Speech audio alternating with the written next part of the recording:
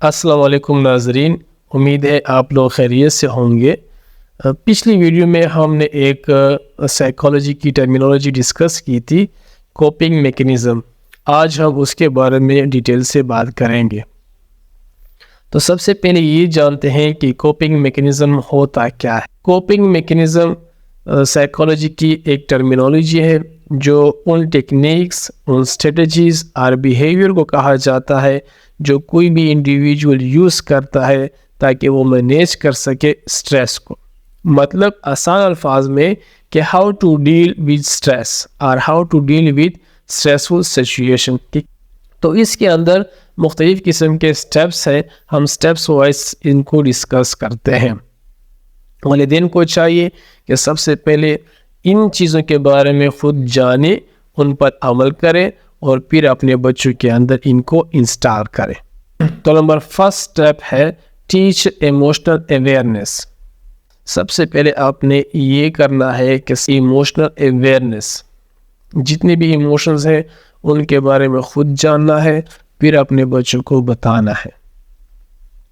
Emotional awareness کا کیا مطلب ہے؟ مثال کے طور پر مختلف قسم کے جو ایموشنز ہیں ہمارے، خوشی کے، غم کے، حیرانگی کے، خوف کے، اور بھی بہت سے ایموشنز ہیں، ان ایموشنز کے بارے میں خود بھی جانیں اور اس کو اپنے بچوں تک بھی پہنچائیں اور ان کو لیبل کریں، مختلف قسم کے تاثرات، اور ان تاثرات کو ان کے جو ایموشنز ہیں ان کے ساتھ میچ کریں۔ تو جتنا زیادہ ایموشنل اویئرنیس ہوگا اتنا آسانی سے آپ کا بچہ اسٹریسفل سچویشن سے باہر نکلے گا۔ نمبر سیکنڈ جو رول ہے کوپنگ میکینزم کا، وہ ہے انکریج کمیونیکیشن۔ آپ نے اپنے بچوں کو ایموشنز کے بارے میں تو اویئرنیس دی، لیکن اب آپ نے اس کے ساتھ ڈسکس کرنا ہے، چاہے وہ ڈسکشن ایموشنز کے بارے میں ہو، چاہے وہ ڈسکشن جو حادثہ ہے، جو واقعہ ہے، ان سے باہر نکلنے کے بارے میں ہو۔ تو انکریج کریں کمیونیکیشن کو، جتنا زیادہ کمیونیکیشن ہوگا آپ کا اور اپنے بچے کے ساتھ، اتنا زیادہ آسانی سے آپ کا بچہ ان اسٹریسفل سچویشن سے باہر نکلے گا۔ کمیونیکیشن سے یہ ہوگا کہ وہ فریلی اپنے ایموشنز، اپنی فیلنگز آپ کے ساتھ ڈسکس کرے گا۔ اگر وہ غم میں ہے اور آپ کے ساتھ ڈسکس نہیں کرتا تو وہ ہمیشہ اسی طرح سے غم میں رہے گا۔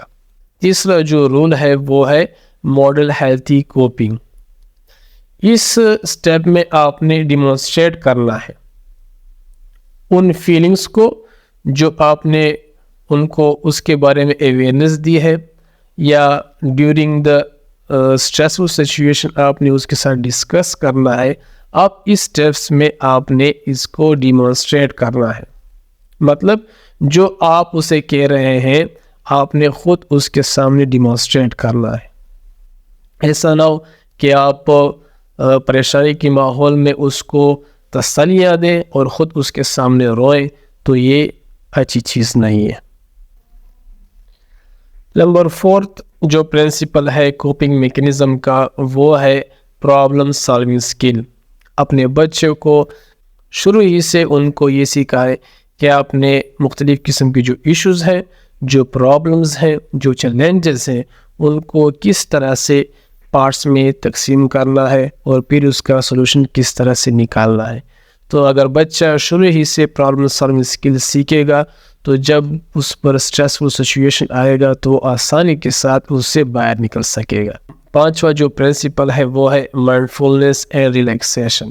بچے کو ریلیکس کرنے کی جو ٹیکنیکس ہیں وہ ان کو سکھائیں، مطلب جس چیز سے وہ ریلیکس ہوتا ہے، چاہے وہ پلینگ ہو، چاہے وہ ایکسرسائز ہو، چاہے وہ ان کا دوستوں کے ساتھ گھومنا ہو، یہ چیزیں بھی بچوں کو سکھائے تاکہ وہ آسانی کے ساتھ جو اسٹریسفل سچویشن ہے اس سے باہر نکل سکے۔ چھٹا جو پرنسپل ہے وہ ہے انکریج ریزیلینس۔ ریزیلینس کا مطلب ہے باؤنسنگ بیک۔ اپنے بچوں کو شروع ہی سے یہ بھی سکھائے کہ آپ نے باؤنسنگ بیک کس طرح سے کرنا ہے۔ مطلب اگر آپ سٹریس کی وجہ سے آپ کی حالت خراب ہے تو آپ نے باؤنس بیک، مطلب اپنے جو اوریجنل، مطلب پریشانی کی وجہ سے اگر آپ کی حالت خراب ہے تو آپ نے پھر اپنی حالت میں کس طرح سے واپس آنا ہے۔ دس از کالڈ ریزیلینس۔ تو بچوں کو یہ بھی سکھائیں. اس دوران اپنے بچوں کو سپورٹ کریں, ان کو بتائیں کہ آپ کی اسٹرینث کیا ہے, اپنی ویکنیسز کیا ہے. ان کو بتائیں کہ انسان غلطیوں سے سیکھتا ہے. ان کو بتائیں کہ آپ نے ان حالات سے کس طرح سے نکلنا ہے. نمبر 7 جو پرنسپل ہے کوپنگ میکینزم کا, وہ ہے کریٹ اے سپورٹیو انوائرمنٹ. گھر کے اندر ایسا ماحول بنائے جو بچے کو پریشانی کی حالت میں سپورٹ کرے. اگر آپ کا سپورٹ نہیں ہوگا تو وہ آسانی کے ساتھ پریشانی سے نہیں نکل پائے گا. تو ان کو فیملی کے ساتھ, دوستوں کے ساتھ یا ایسے ایڈلٹس کے ساتھ گھومنے دیں جو اس کو گائیڈنس دیں. تو اگر آپ سپورٹیو ماحول بنائیں گے تو آپ کا بچہ آسانی کے ساتھ اس اسٹریسفل سچویشن سے باہر نکلے گا. والسلام, ملتے ہیں کسی اور ویڈیو کے.